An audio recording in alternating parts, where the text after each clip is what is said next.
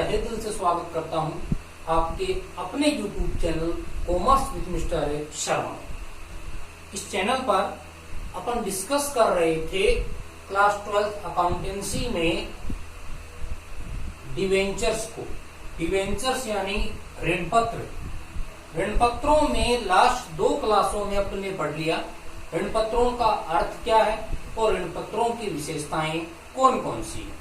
आज की क्लास में जो टॉपिक अपन डिस्कस कर रहे हैं वो टॉपिक थ्योरिकली पोर्शन से अपने आप में बेहद ज्यादा इंपॉर्टेंट है। अपना आज का टॉपिक क्या रहने वाला है स्टूडेंट्स? अपना आज का टॉपिक रहने वाला है वो है ऋण पत्रों के प्रकार, टाइप्स ऑफ डिवेंचर। ऋण पत्रों के प्रकार यानी ऋण पत्र कितने प्रकार के हो सकते हैं उस चीज को अपन डिस्कस करने वाले हैं। जैसे अंशों की बात करें तो अंश 2 प्रकार के थे, एक तो संतांश और एक कौन से थे? पूर्वाधिकांश। उसी हिसाब से ऋण पत्रों के कितने प्रकार होंगे उनको अपन डिस्कस करने वाले हैं। देखिए ऋण पत्रों के प्रकारों को हम आधार के आधार पर डिस्कस करेंगे। आधार के आधार का मतलब क्या हुआ? इनके बेस के आधार पर आजकल क्वेश्चन पूछे जाने लगे कि आप ऋण पत्रों के प्रकार बताइए इस आधार पर। जैसे सबसे पहला मैं ले रहा हूं ऋण पत्रों का प्रकार किसके आधार पर? सुरक्षा के आधार पर। यानी एक ऋण पत्र कितना सुरक्षित है इस आधार पर ऋण पत्रों के 2 प्रकार होते हैं। एक तो सुरक्षित ऋण पत्र और दूसरा है असुरक्षित ऋण पत्र, सिक्योर्ड डिवेंचर और अनसिक्योर्ड डिवेंचर। सिक्योर्ड डिवेंचर क्या है? लास्ट वीडियो में थोड़ा सा मैंने इसके बारे में आपको बताया था, जरा गौर से सुनिएगा। वे ऋण पत्र जो कंपनी की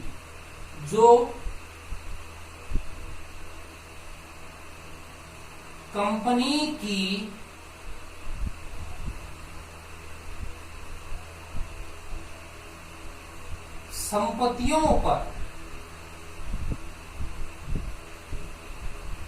चल प्रभार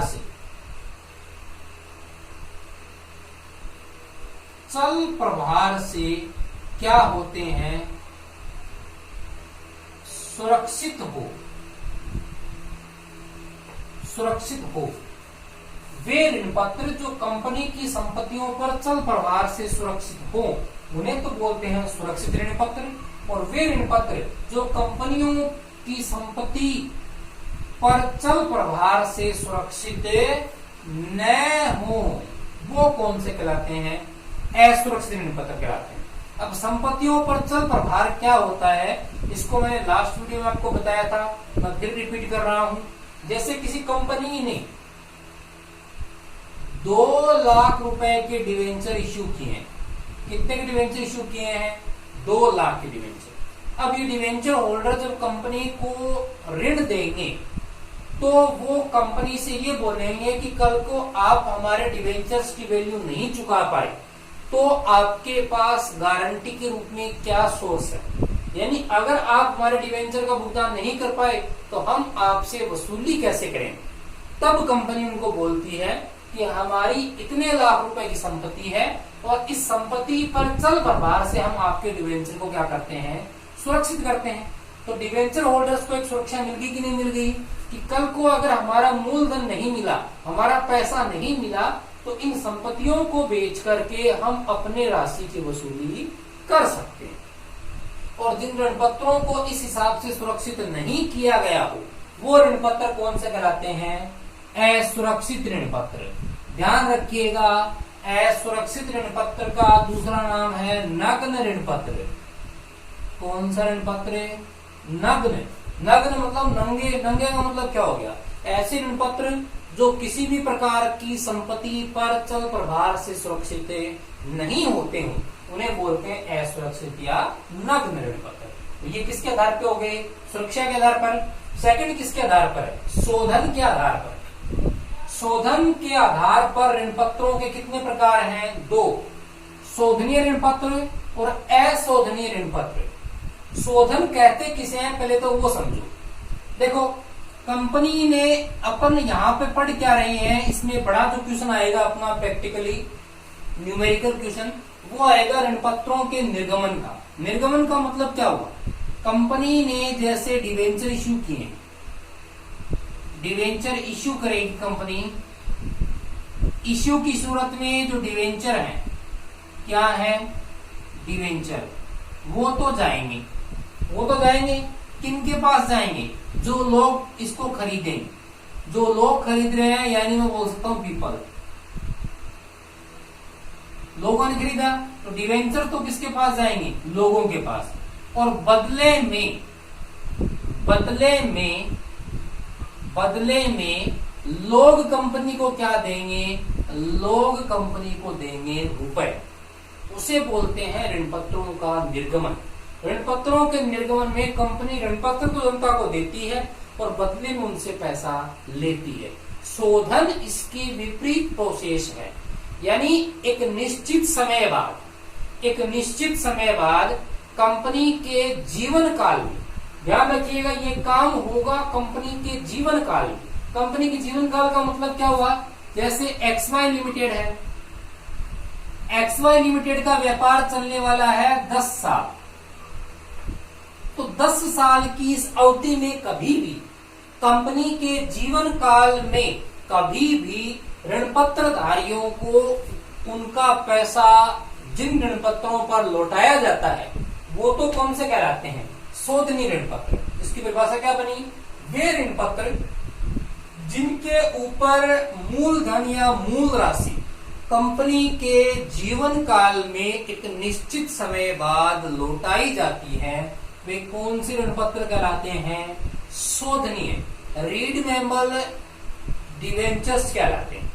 और ऐसे ऋण पत्र जिनका शोधन या जिन पर राशि केवल कंपनी के समापन पर ही लौटाई जाए, उससे पहले कंपनी के जीवन काल में न लौटाई जाए, ऐसे ऋण पत्र कौन से ऋण पत्र कहलाते हैं, अशोधनीय ऋण पत्र कहलाते हैं। सिंपल सी बात है, कंपनी के जीवन काल में जिन ऋण पत्रों पर कंपनी द्वारा उनकी मूल राशि लौटा दी जाती है, उन ऐसे ऋण पत्रों को कौन से ऋण पत्र बोलते हैं, अपने शोधनीय ऋण पत्र। और जिन ऋण पत्रों पर राशि केवल कंपनी के समापन पर, देखिए 10 साल इसका जीवन काल में, अगर यहाँ पर ऋण पत्रों की राशि लास्ट 10वें साल चुकाई जाए तो वो ऋण पत्र कौन से कहलाएंगे, अशोधनीय ऋण पत्र कहलाएंगे। ये किसके आधार पे हो गए, ये अपने हो गए शोधन के आधार पर। थर्ड देखिएगा, थर्ड कौन से हैं, पंजीयन के आधार पर। पंजीयन के आधार का मतलब ये हो गया कि रजिस्ट्रेशन के आधार पर कंपनी के ऋण पत्र होते हैं दो प्रकार के, एक तो पंजीकृत ऋण पत्र और एक वाहक ऋण पत्र। इसको अपन क्या बोलते हैं, पंजीकृत ऋण पत्र कौन से होते हैं, ऐसे ऋण पत्र जिनके धारकों के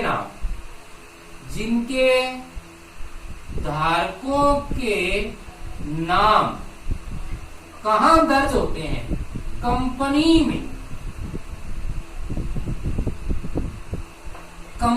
में क्या होते हैं, दर्ज होते हैं।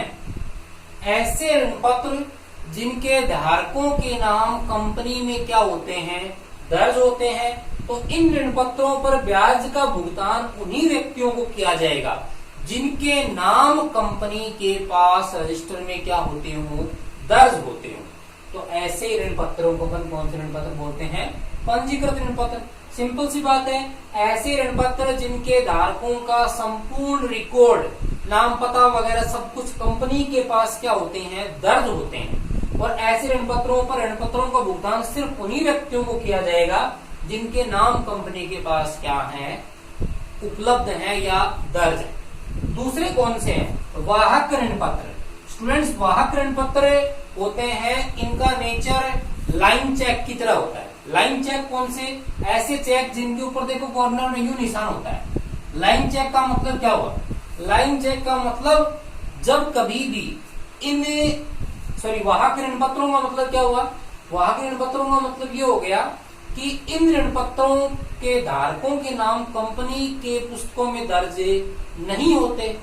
कंपनी की पुस्तकों में अगर इनके धारकों के नाम दर्ज नहीं है तो फिर इनके ऊपर भुगतान कैसे होता है। देखो, इन ऋण पत्रों पर एक कूपन जारी किया जाता है। क्या जारी किया जाता है, कूपन जारी किया जाता है। ब्याज की अवधि पर, ब्याज की डेट पर वो कूपन जिस व्यक्ति के पास होगा, कंपनी उसी व्यक्ति को ब्याज का भुगतान करेगी। अब दोनों को मैं समझा देता हूं, समझिएगा। जैसे ए है, ए के पास अगर पंजीकृत ऋण पत्र है तो इस पंजीकृत ऋण पत्र होने के नाते ए का नाम कंपनी की पुस्तकों में दर्ज होगा। जब कभी भी कंपनी इस पर ब्याज का या मूल राशि वापसी का भुगतान करेगी तो किसको किया जाएगा? ए को किया जाएगा। अगर ए ने ये ऋण पत्र किसको बेच दिए हैं? बी को बेच दिए। उस कंडीशन में अगर ये रिकॉर्ड कंपनी के पास नहीं पहुंचा है तो भी यहाँ पर इसका मालिक बी होते हुए भी इन ऋण पत्रों पर भुगतान किसको किया जाएगा? ए को किया जाएगा। लेकिन अगर वाहक ऋण पत्र हैं तो वाहक ऋण पत्र ए ने खरीदे कंपनी से और किसको बेच दिए? बी को बेच दिए। इस सूरत में वो कूपन किसके पास होगा? बी के पास होगा, तो ब्याज का भुगतान बी को किया जा सकता है। अब यहाँ इन दोनों से एक छोटा क्वेश्चन निकलता है, स्टूडेंट समझिएगा। छोटा क्वेश्चन क्या निकलता है? मैंने ये कहा था कि पंजीकृत ऋण पत्र ए के पास है और ए ने ये पंजीकृत ऋण पत्र बी को दिए, तो बी को देने के लिए इसको क्या करना पड़ेगा? कोई कार्रवाई करनी पड़ेगी या यूं ही दे देगा? ध्यान रखिएगा, ए अपने ऋण पत्रों का हस्तांतरण, ए अपने ऋणों का हस्तांतरण किसके माध्यम से कर सकता है? इसके लिए एक प्रपत्र का नाम बोल रहा हूं मैं, हस्तांतरण प्रलेख के माध्यम से। हस्तांतरण प्रलेख, ट्रांसफर डॉक्यूमेंट के माध्यम से ही कर सकता है, जो कंपनी जारी करेगी किसको? ए। यानी क्वेश्चन पूछा जाए पंजीकृत ऋण पत्रों का हस्तांतरण या सुपुर्दगी या एक व्यक्ति से दूसरे व्यक्ति को दिया जाना कैसे संभव है? हस्तांतरण प्रलेख के द्वारा। जबकि वाहक ऋण पत्र है, इनमें से वैसे लेख की कोई जरूरत नहीं है। यहाँ पर वाहक ऋण पत्रों का हस्तांतरण कैसे संभव है?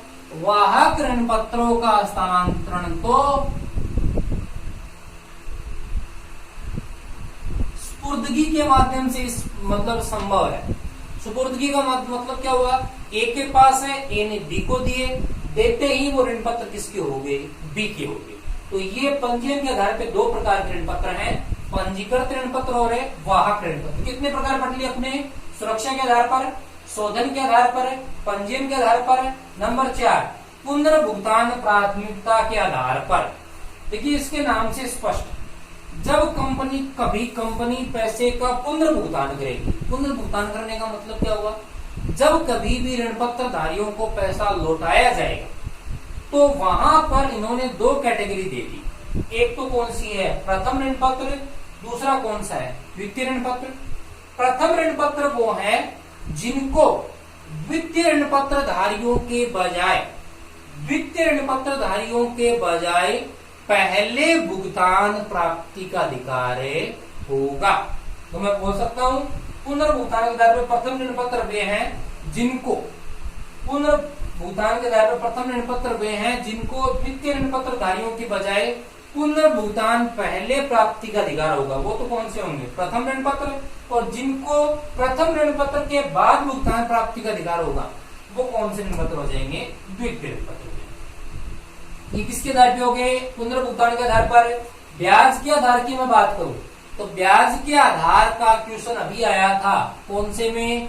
2019-20 का अभी जो पेपर लगा था उसमें क्वेश्चन आया था। क्वेश्चन क्या है उसमें चर्चा करेंगे, लेकिन इसके प्रकार पहले पढ़ लेते हैं। ब्याज के आधार पे दो प्रकार के ऋण पत्र होते हैं। नंबर फर्स्ट, निश्चित ब्याज दर वाले ऋण पत्र। निश्चित ब्याज दर वाले ऋण पत्र कौन से होते हैं? जब ऋण पत्र जारी किए जाते हैं तो ऋण पत्र जारी करते समय ही इनके ऊपर ब्याज की दर डिसाइड हो जाती है। जैसे मैंने आपको बताया था, ऋण पत्र जारी करते हुए लिखा आता है 12% डिवेंचर, 6% डिवेंचर। इसका मतलब ये ब्याज की जो दर है 6%, 12% इन ऋण पत्रों पर पहले से क्या होती है? निर्धारित होती है। पहले से क्या होती है? निर्धारित होती है। और इस ब्याज दर को अपन क्या बोल सकते हैं? इस ब्याज दर को अपन कूपन दर भी बोल सकते हैं। कौन सी दर बोल सकते हैं? कूपन दर भी बोल सकते हैं। दूसरे ऋण पत्र कौन से हैं? शून्य ब्याज दर वाले ऋण पत्र। ऐसे ऋण पत्र जिन पर ब्याज की दर क्या होती है, शून्य। शून्य का मतलब जीरो। ऐसे ऋण पत्र जिन पर ब्याज की दर नहीं होती है, या ऐसे ऋण पत्र जिन पर ब्याज की दर शून्य होती है, वो कौन से होते हैं, शून्य ब्याज दर वाले ऋण पत्र। अब मैं ये बोलूं कि जैसे ए है, कौन है, ए है, ए ने एक्सवाई लिमिटेड के, एक्सवाई एलटीडी के ए ने 400 ऋण पत्र खरीदे। कितने ऋण पत्र खरीदे, 400, और एक ऋण पत्र की वैल्यू कितने रुपए की है, 100 रुपए की। तो बताओ कुल ए एक्सवाई लिमिटेड को कितना चुकाएगा, 40,000। अब 40,000 रुपए ए कंपनी में क्यों लगाएगा भाई, जबकि उसके ऋण पत्रों पर ब्याज की दर तो क्या है, शून्य है। जबकि उसके ऋण पत्रों पर ब्याज की दर तो क्या है, शून्य है। तो ध्यान रखिएगा, जो शून्य ब्याज दर वाले ऋण पत्र हैं, इन ऋण पत्रों पर जो लोग पैसा लगाते हैं ऋण पत्रों के माध्यम से कंपनी में, उनको जो उनका प्रतिफल है ना, वो प्रतिफल किसके रूप में प्राप्त होता है, वो प्रतिफल उन्हें प्राप्त होता है बट्टे के रूप में। किसके रूप में प्राप्त होता है, बट्टे के रूप में प्राप्त होता है। बट्टे के रूप में कैसे प्राप्त होता है, मैंने आपको ये बताया कि ए ने 400 ऋण पत्र खरीदे और एक ऋण पत्र की वैल्यू कितने रुपए थी, 100 रुपए। अगर ए को यही ऋण पत्र 100 की बजाय 90 में जारी किया जाए, कितने में जारी किया जाए, 90 में जारी किया जाए, 100 के हिसाब से ए को कितने चुकाने पड़ते कंपनी को, 40,000 रुपए, और जबकि 90 के हिसाब से ए को कितने चुकाने पड़ेंगे, 36,000 रुपए। तो बताओ ए का बेनिफिट कितना हो गया, 4,000 का हो गया कि नहीं हो गया। ये 4,000 रुपए ए का क्या हो जाएगा, बेनिफिट यानी फायदा हो जाएगा। यानी शून्य ऋण पत्र वाले जो ब्याज दर है, यहाँ निवेशकों का जो मुनाफा है, निवेशकों का जो फायदा है, वो कंपनी द्वारा उन्हें ऋण पत्रों को बट्टे पर जारी करके दिया जाता है।